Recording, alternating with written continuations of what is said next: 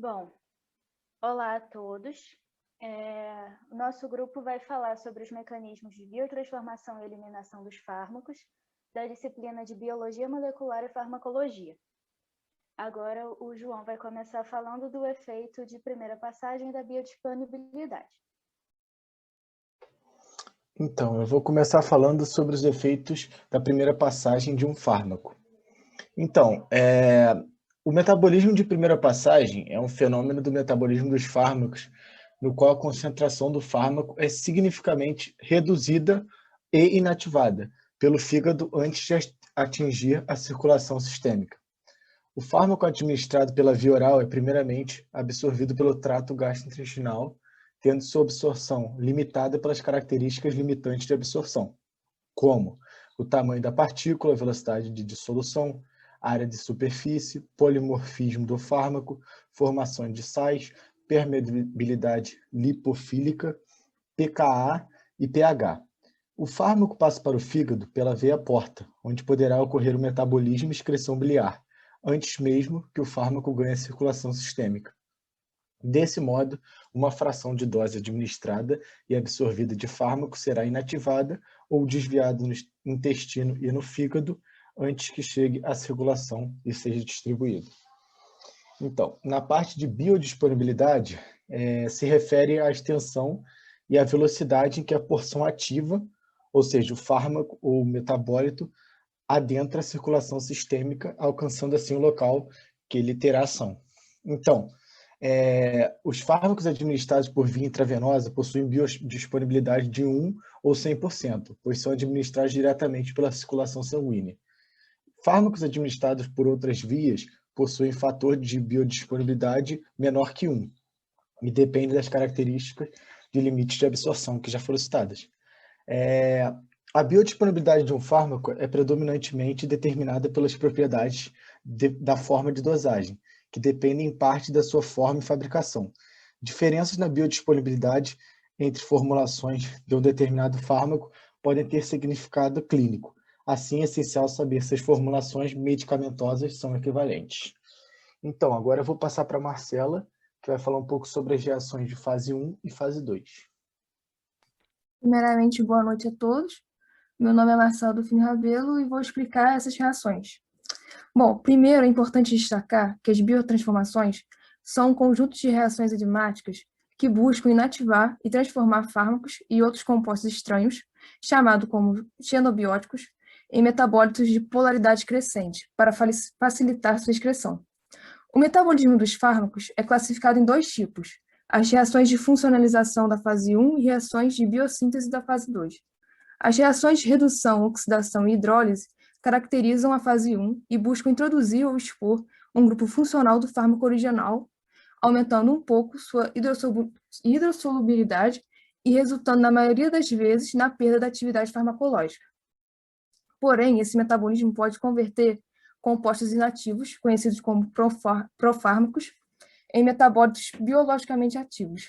Um exemplo é a homosartana medoxomila, que durante a absorção pelo trato gastrointestinal é hidrolisado para o mesartana, metabólito biologicamente ativo que atua como um antagonista seletivo do receptor angiotensina 2, subtipo AT1. A angiotensina 2 é o principal agente pressórico do sistema renina-angiotensina. E além de vários efeitos que ela tem, o principal é a vasoconstrição. A homeosartana liga-se de forma competitiva e seletiva ao receptor AT1 da musculatura lisa vascular e impede os efeitos vasoconstritores da angiotensina 2. Se os produtos da reação da fase 1 não sejam excretados rapidamente pela urina, podem sofrer reações de conjugação da fase 2. A maioria das enzimas da fase 1 se localizam na bicamada fosfolipídica do retículo endoplasmático e as principais são as enzimas do citocromo P450, abreviadas também como CYPs. As enzimas do citocromo formam uma superfamília de enzimas envolvidas no metabolismo de aproximadamente 75% de todos os fármacos utilizados hoje. E todas contêm uma molécula de M ligada não covalentemente à cadeia polipeptídica.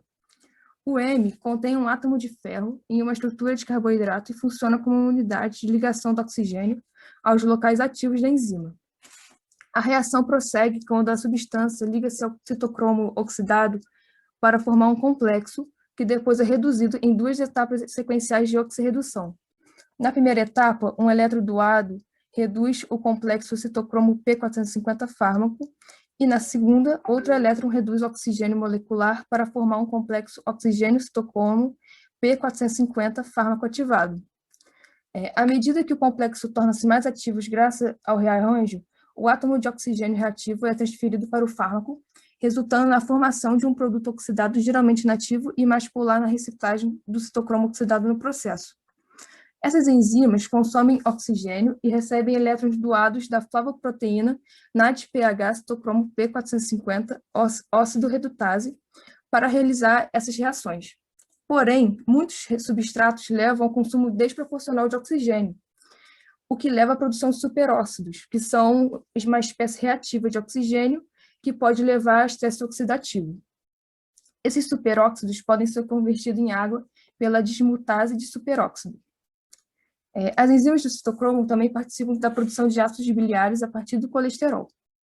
Podemos citar também outra família de enzimas da fase 1 que são bem importantes, como as proteínas monooxigenase contendo flavina, conhecidas como FMOs.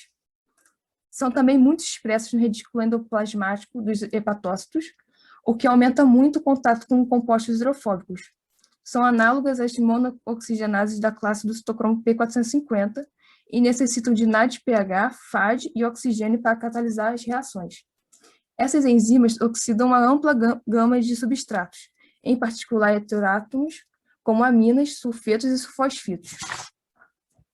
Por fim, diversas hidrolases citossólicas e microsomiais participam das reações da fase 1, como epóxido hidrolases, que catalisam a hidrólise de epóxidos produzidos pelas enzimas do citocromo a seus correspondentes dióis. Os epóxidos são compostos eletrófilos que também podem gerar estresse oxidativo, pois podem se ligar ao DNA e RNA celular e gerar dano ao ambiente celular.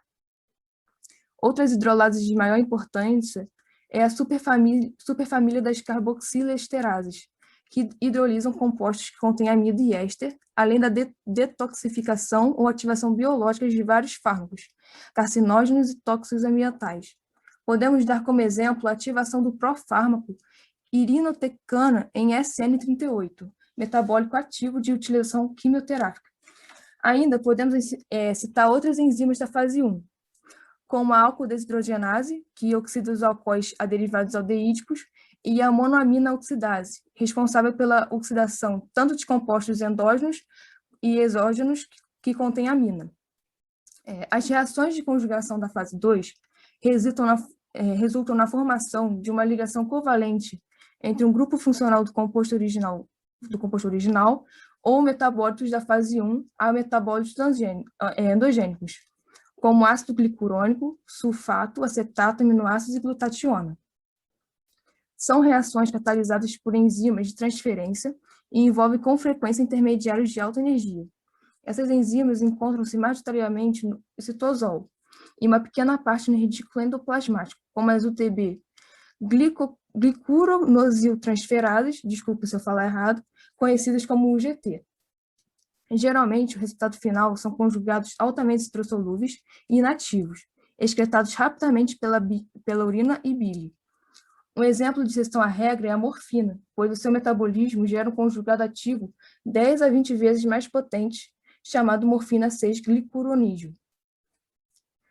A reação catalisada pela UGT é a principal da fase 2.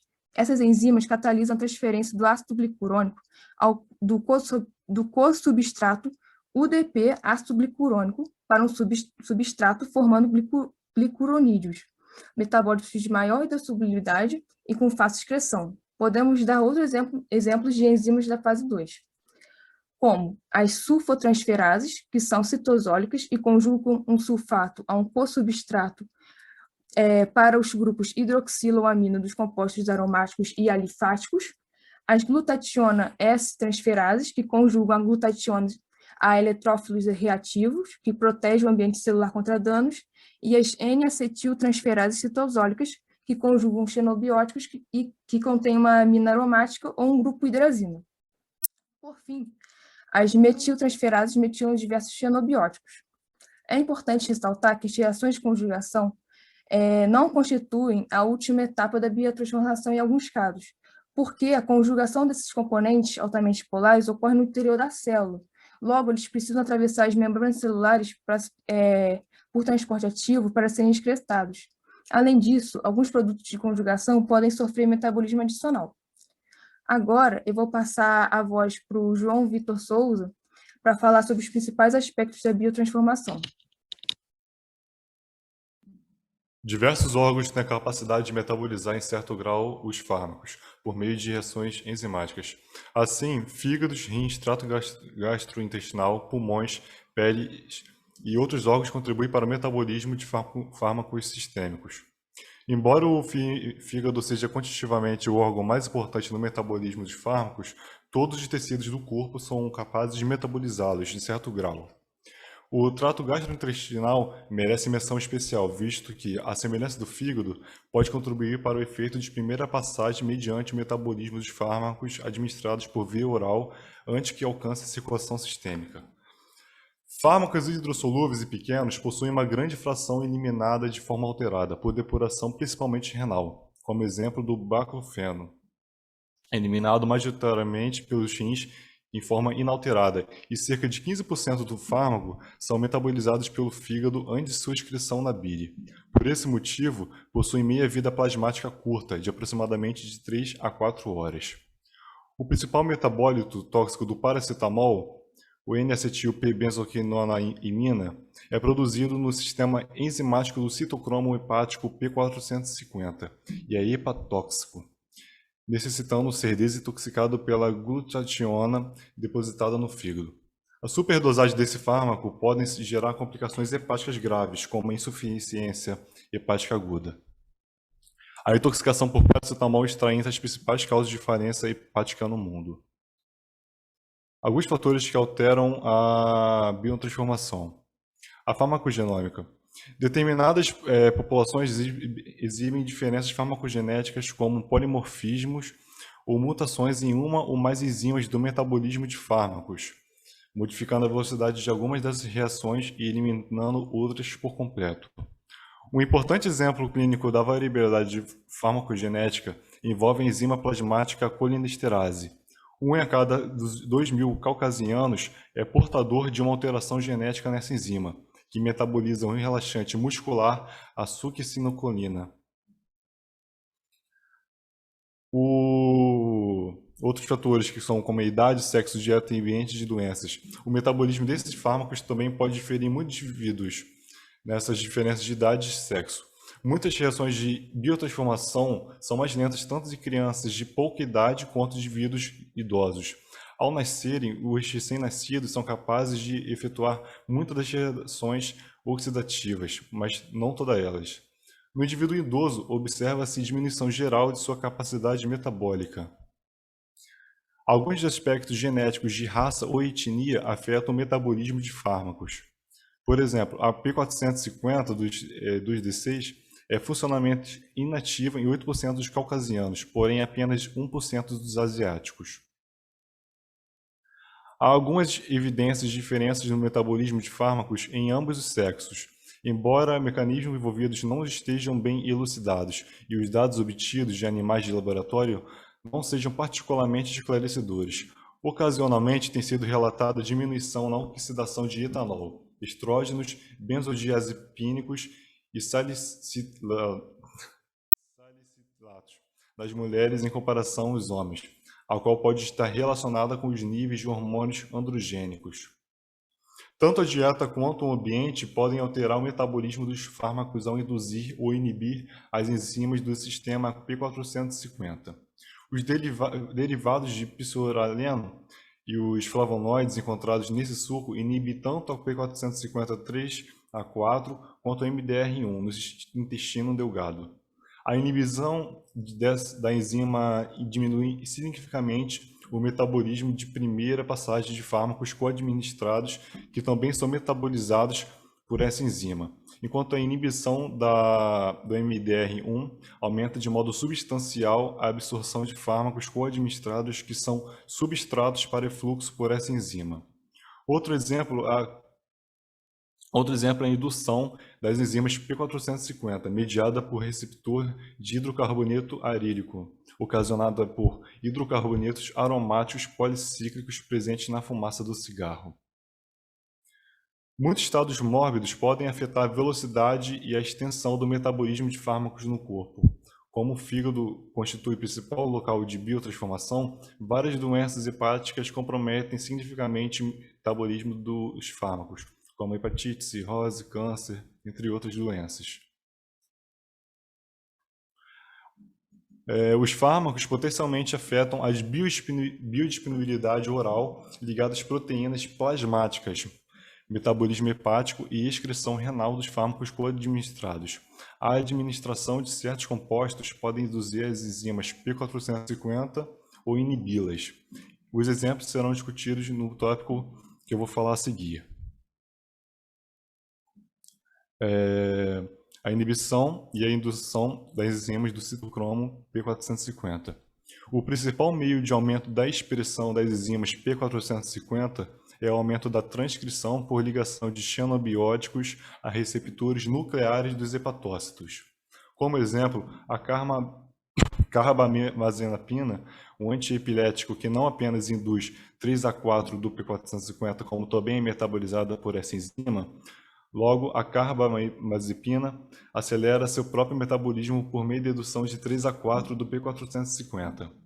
A interação direta com fármacos pode levar à inibição enzimática reversível ou irreversível das enzimas P450. Fármacos contendo imidazol, como a cetoconazol e a cimetinidina, ligam-se de forma quase que irreversível à forma férrica do ferro êmico, do citocromo P450, e, consequentemente, reduzem o metabolismo de substratos endógenos, como a testosterona ou outros fármacos por forte inibição competitiva e reversível. No caso de fármacos como eritromicina, ocorre a formação de metabólitos que complexam com o ferro êmico da enzima e, embora seja um complexo reversível, tornam a enzima cataliticamente inativa. Agora o próximo tópico o Lucas vai falar a respeito dos principais órgãos que eliminam os fármacos.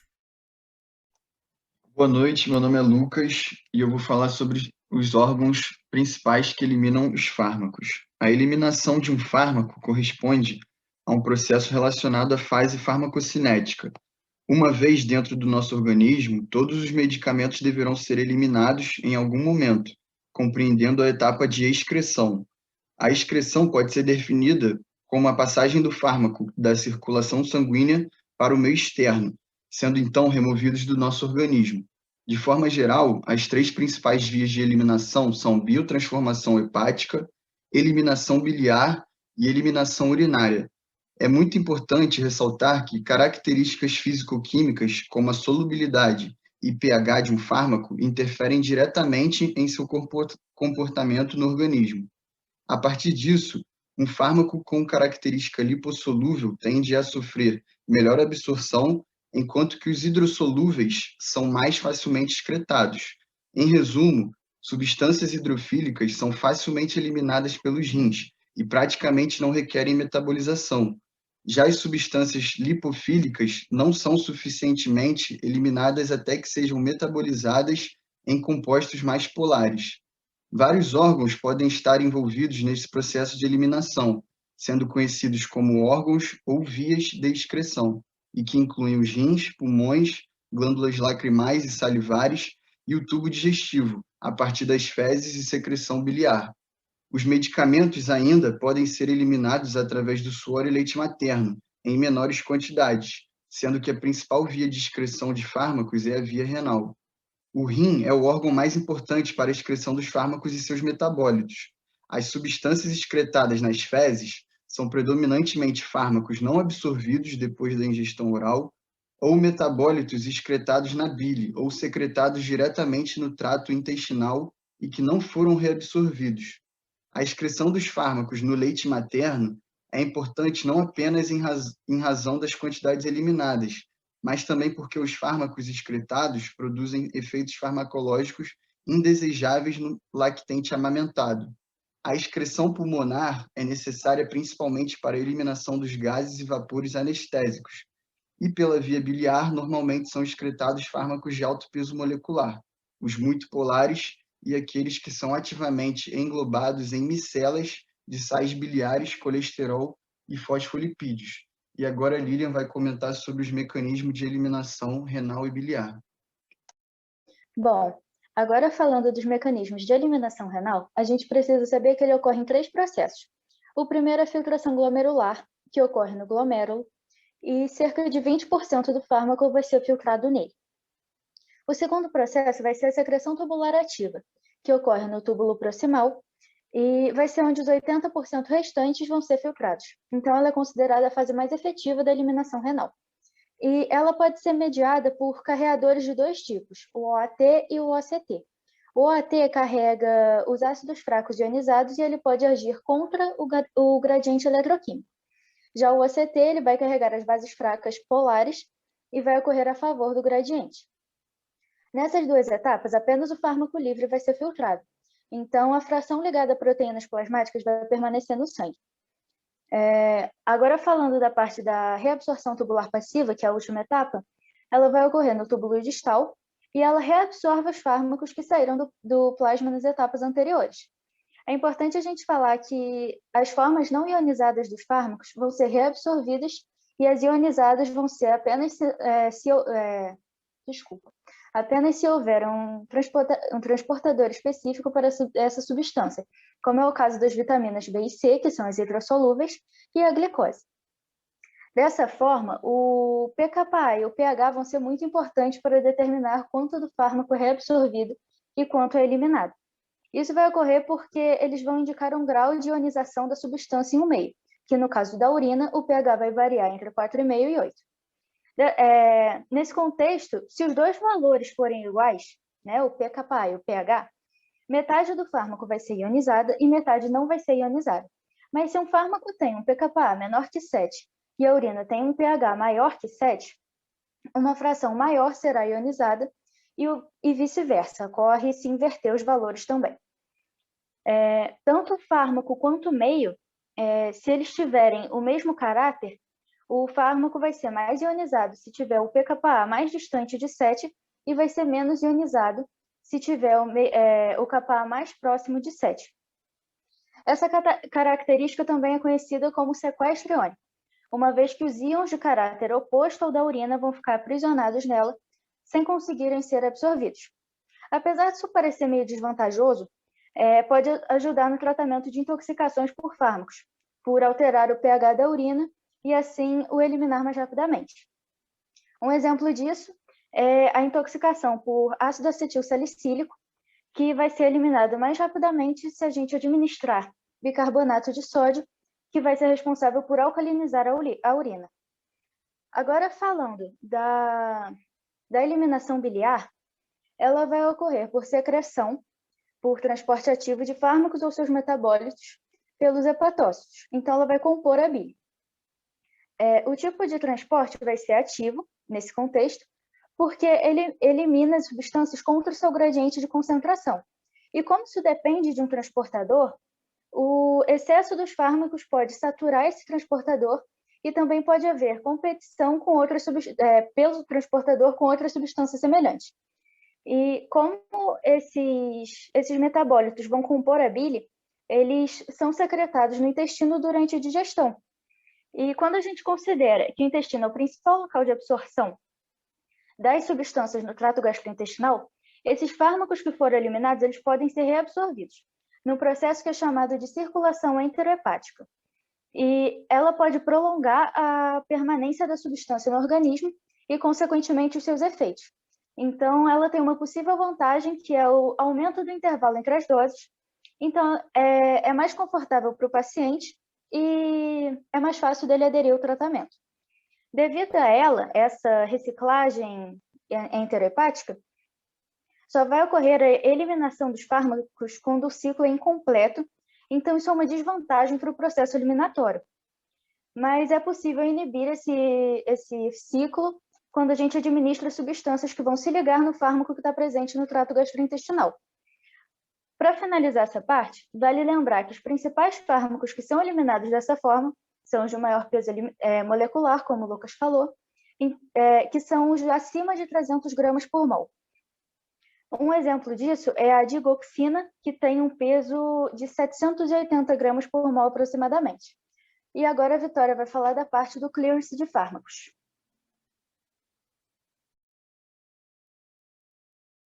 Então, a última parte sobre o clearance de fármacos, que também é conhecida como depuração, é a medida da capacidade de eliminação de um fármaco pelo organismo, onde acontece a soma da biotransformação de todos os órgãos que metabolizaram um fármaco e também expressa o volume do plasma que é completamente livrado do fármaco em um determinado tempo, já que reduzir a concentração de um fármaco diminui seu tempo de ação no organismo devido à sua meia-vida. Isso também permite calcular a frequência de doses necessárias para manter o fármaco na sua janela terapêutica. A concentração de um fármaco é mantida em equilíbrio dinâmico dentro de sua janela terapêutica. Dessa forma, um equilíbrio dinâmico é dado por aporte do fármaco, que é igual à eliminação do fármaco, a concentração nesse estado, que é afetada pela biodisponibilidade versus a dose administrada, e dividido pelo intervalo entre as doses vezes a depuração. E o conceito mais importante a ser considerado durante o planejamento da administração prolongada de um fármaco é isso. A taxa de depuração determina também a frequência de administração do fármaco.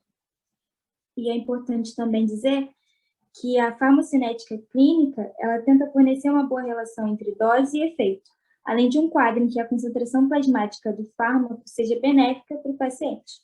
Então, dessa forma, a importância é baseada no aperfeiçoamento da terapia e evitando os efeitos indesejados quando os esquemas terapêuticos são escolhidos.